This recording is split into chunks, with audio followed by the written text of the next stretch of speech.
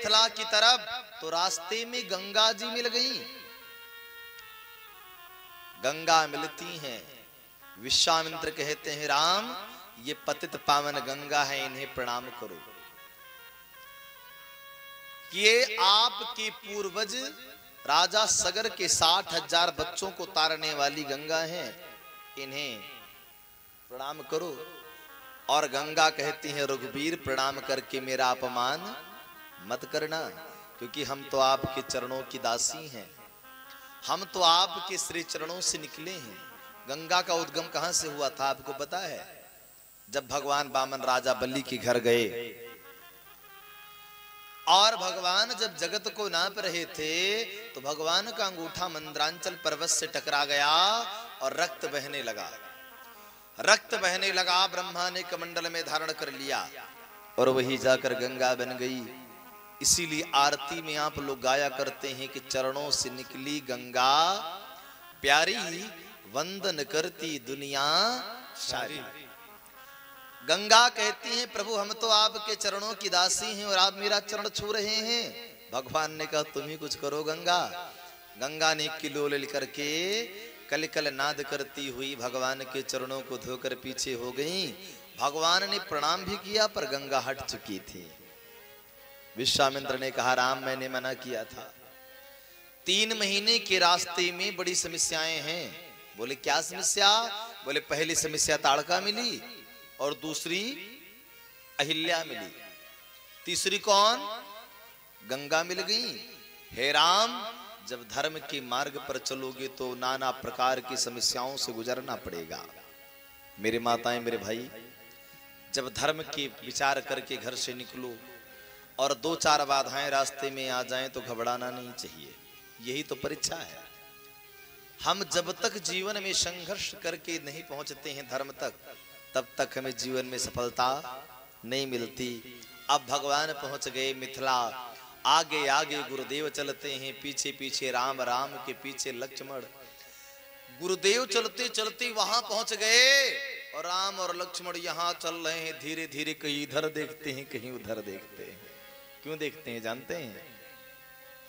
मिथिला नगर अति सुंदर है प्यारे, क्या बखान करूं मैं, मिथिला का उतना कम है। अद्भुत नगर है मिथिला प्यारे।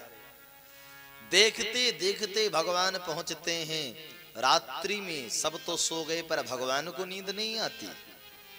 और जब भगवान को नींद नहीं आती, भगवान करवटें बदलते हैं तो लक्ष्मण ने मजा ले लिया। बोले सरकार कुछ मिथिला तो नहीं मन में बैठ गया? बोले लक्ष्मण किसी से कहना नहीं, पर न जाने क्यों मिथिला के प्रति मेरे हृदय में प्रेम बढ़ता जा रहा है। अच्छा प्रेम क्यों न बढ़े? ससुराल से कौन प्रेम नहीं करता है जगत में? ससुरारी की प्यार भई जब ते, ससुराल का प्यार हमें लगता है जगत में सबसे प्यारा प्यार होता है। एक तराजू लगा दिया जाए, एक तरफ जगत के सारे सुख रख दो और एक पलड़ी पर केवल ससुराल का सुख रख दो तो भारी कौन होगा? ससुराल वाला। भगवान को रात भर नींद नहीं आई। लक्ष्मण आनंद ले रहे थे। सुबह सोकर उठे, स्नान आदि करके, संध्या बंधन से निवृत्त होकर के और पहुंच गए गुरुदेव के पास। गुरुदेव ने पूछा राम आपकी आंखें लाल क्यों हैं? तब तक लक्ष्मण ने कह दिया प्रभु आज भ्राता श्री रात्रि भर सोए नहीं, इन्हें मिथिला जी ने नहीं दिया। इन्हें मिथिला की वासी और मिथिला नगर इन्हें सोने नहीं दिया। विश्वामित्र जी ने सोचा कि राम से कहूं जाओ नगर घूम लो तो ये उचित नहीं है, चलो कोई काम बता दें। होता नहीं है, किसी काम के बहाने राम को भेज दो। विश्वामित्र ने कहा राघव आज अभिषेक करना है और अभिषेक के लिए पुष्प की जरूरत होती है राम। हे राम कहीं से पुष्प तोड़ करके लाओ। और जैसे पुष्प तोड़ने की बात अब गुरु विश्वामित्र ने किया तो प्रभु राम गदगद हो गए।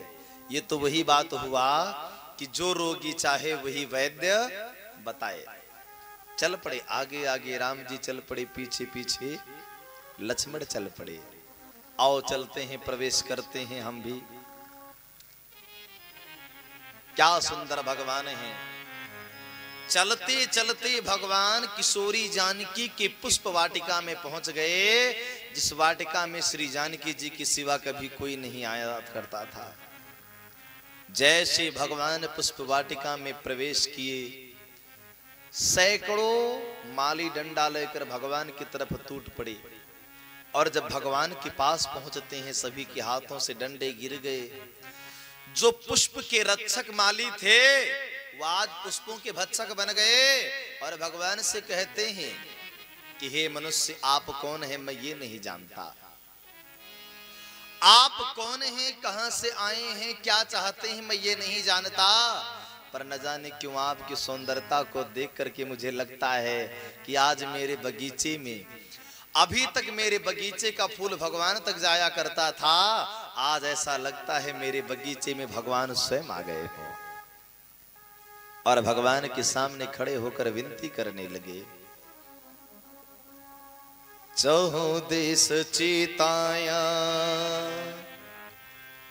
पूछे माली गण, लगे लेन दल फूल मुदित मन।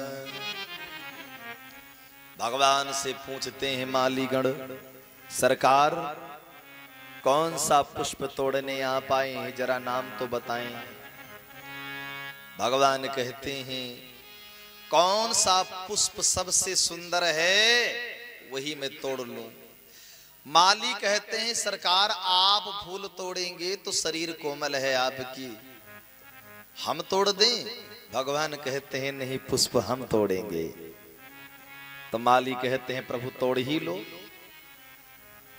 ई चमक ई दमक फूलवन सी महक, बगियन में बहार तुझी